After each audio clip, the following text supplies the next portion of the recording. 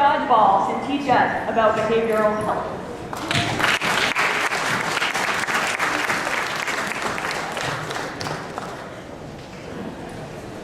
Hi folks.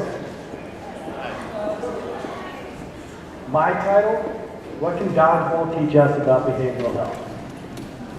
This question brings together two things I love.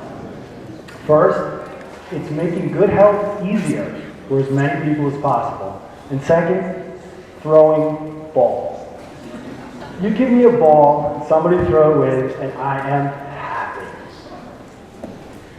What we're going to do today is talk a little bit about patient care plans and how Dodgeball can help us improve compliance with them.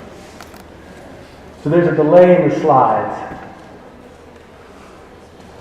and I'm not that coordinated. Okay. So collaborative health is what I've been doing for the last 4 years. I've dedicated all my energy to building it. And we're doing one thing. We're creating an online and mobile wellness service to help as many people as possible get healthier. This is a screenshot from our health map. One thing we've done at Collaborative Health is we've brought together experts in neuroscience, psychology, behavioral economics, endocrinology. Focus them on finding the best ways to make good health easier. These people include Harvard Medical School neuroscientist Alvaro Pascual-Leon, Professor June Gruber, who's the director of the Yale's Positive Emotion Lab. Step closer to the front of the stage. Closer to the front of the stage. Okay. So, talk about care plans. For those who are not in the medical profession, a care plan describes what a patient should do to get healthier. Typical elements include what drugs and tests to take, what doctors to see and when, the behaviors to change, things like stop eating a pint of ice cream for breakfast, and behaviors to adopt, like slow, deep breathing to relieve stress. The reason I'm talking about patient care plans is that in light of two innovations in healthcare, they're going to become much more widely available and more effective.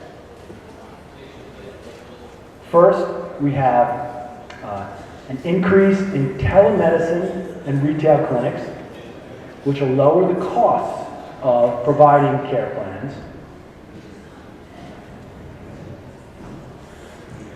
Second, we have personalized medicine.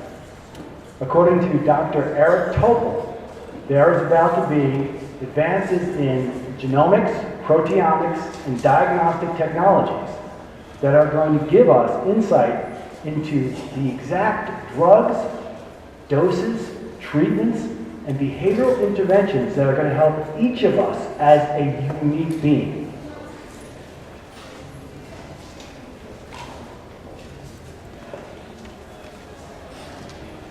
This brings me to a big question.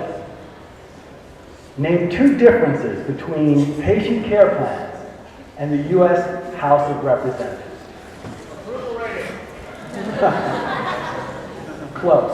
Well, the first one is compared to the House of Representatives, the millions of care plans in the United States that go incomplete each year harm far fewer people. And second, with care plans, bribery does not work.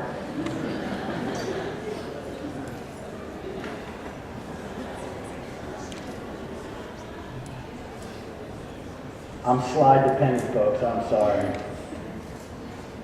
This is not what we want. Okay, we'll get it.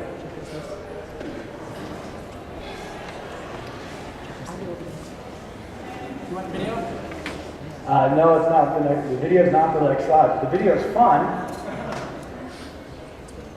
Okay, we'll do the video. It's not you, it's me, but it's you. It's always been you. You're just not good for me. You should go. Please. Don't look at me that way. Please.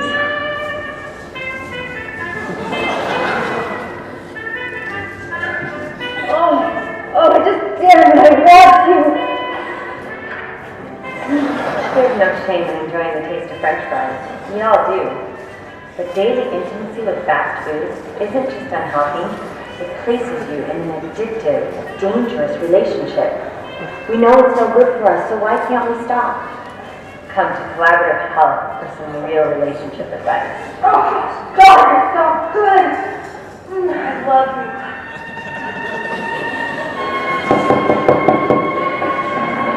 She doesn't want to see you.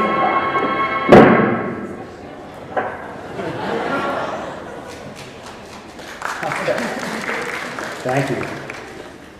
That was a segue into the rest of the presentation. Millions of patients struggle with the behavioral aspects of their care plans, just like the woman in the video. We're talking about limiting junk food, stopping overeating, doing more physical activity, sleeping better, preventing and relieving stress.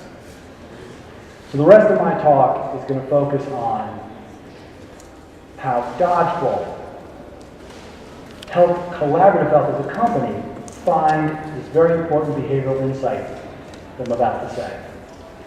So this insight is that behavioral health should help each person reshape his or her emotional patterns, hormonal patterns, and habits so that they push you more forcefully towards healthy behaviors like eating broccoli and exercise, and away from unhealthy behaviors like 6 hours of television a day and eating half a sheet cake at a time.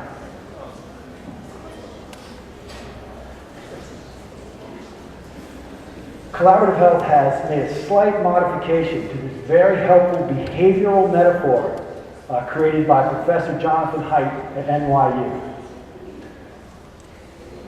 With our approach, the elephant in this metaphor represents a person's emotional patterns, hormonal patterns, and habits, which are very powerful midbrain forces.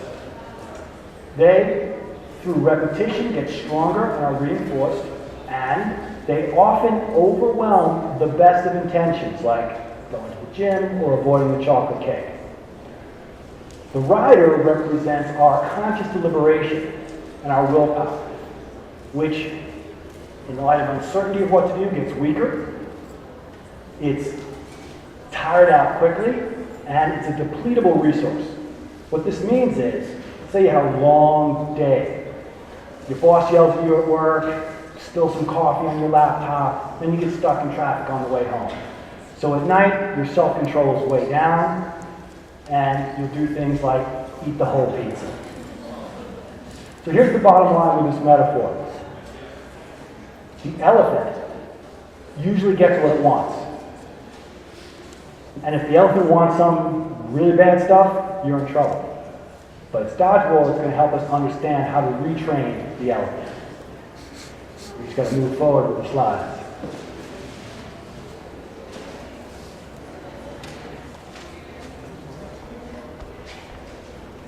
Okay. One more, folks.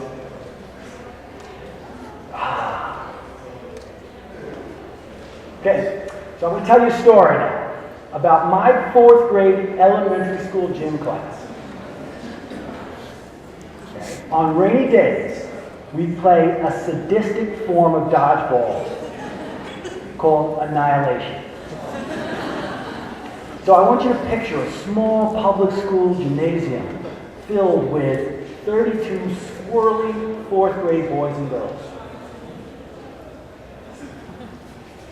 The rules of the rules of Annihilation were stark.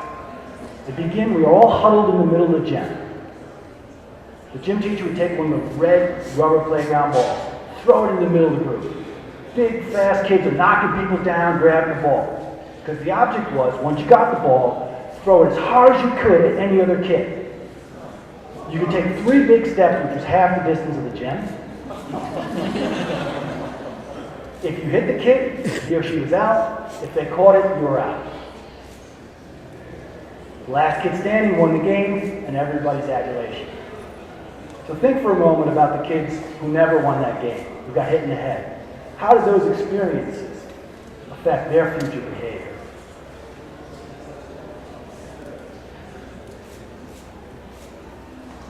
Okay. Before I tell you the rest of the Annihilation story, and there's more, I want to get a few behavioral facts on the table.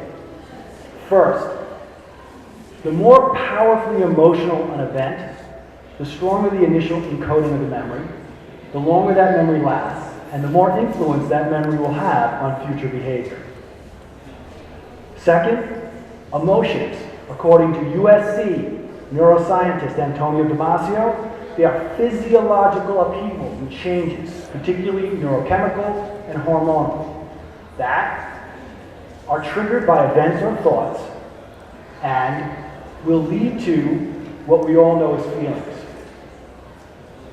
So the triggers for our emotions, they differ based on people. So me, if you show me a tarantula, I'm scared. But a tarantula can bring pleasure to other people.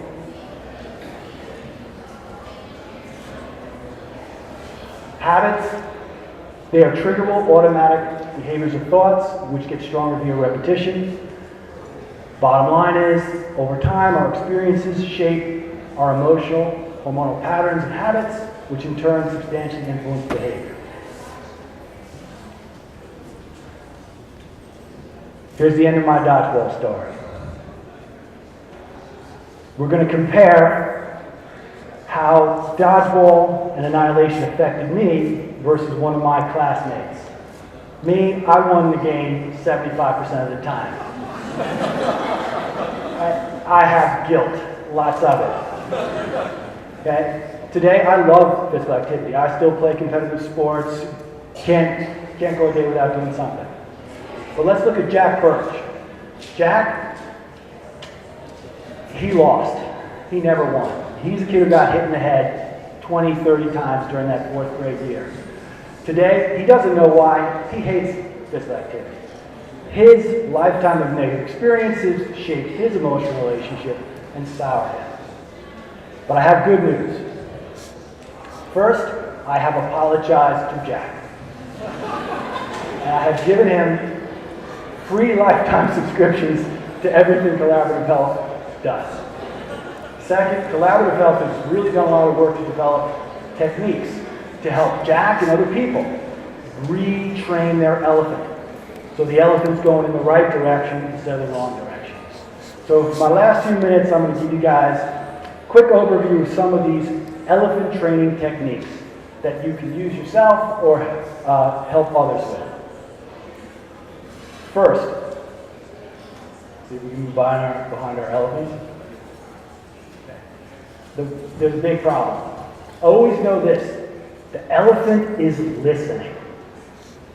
Okay? And the elephant doesn't want to hear that you're going to force it to do something it doesn't like.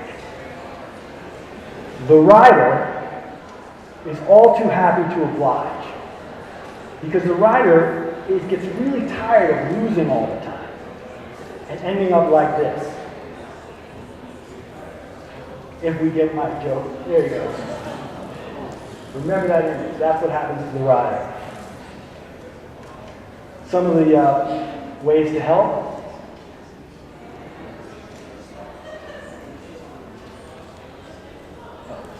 Before I move on to the ways to help, I forgot this. So the product of this is the rider and the elephant collude. They look the other way. And this is what happens. You get stuff like this. Oh, it's fat-free cookies. I can eat the whole box. Or, granola's healthy. Doesn't matter if it's covered in chocolate, I can eat it. This is a form of what psychologists call confirmation bias. And it's one of the main reasons that our diet industry can sell patently ineffective magic bullet solutions to millions of people.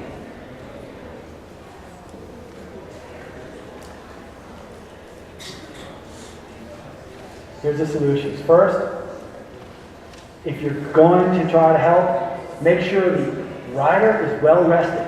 Don't try to teach the rider stuff when he's tired or stressed. Next, remove ambiguity. Any ambiguity leaves the rider in the status quo. So, you got to make sure the person knows that yogurt with 10 tablespoons of sugar is unhealthy. And try to make the interaction with the rider as fun as possible. Music soothes the savage beast, so does fun. Okay? Next, try to appeal to something that the elephant already wants.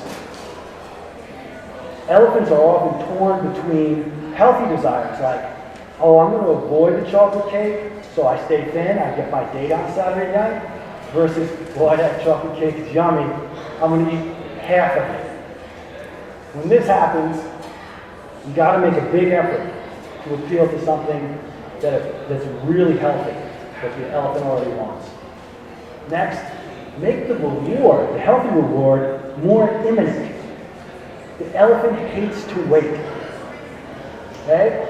When there are conflicting desires, the more immediate the reward almost always wins. Now there are some fantastic sleight of hand tricks that you can use in this instance so that you develop a collaborative value. Come talk to me afterwards if you're interested.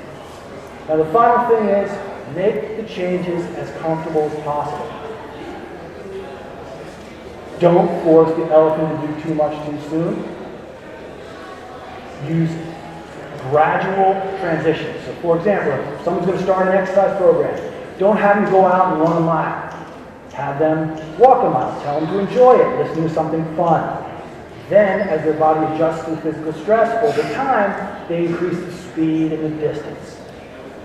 At Collaborative Health, we use the mantra, make small, comfortable changes. So I'm going to leave you with this, folks. This is the end.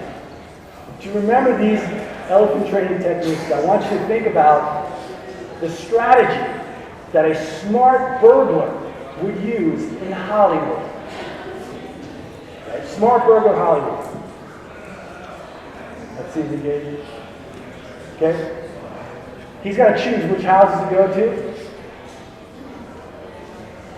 He's not going to choose the Rock's house. He's going next door to Urkel's house. That's the end of my talk. Thank you very much.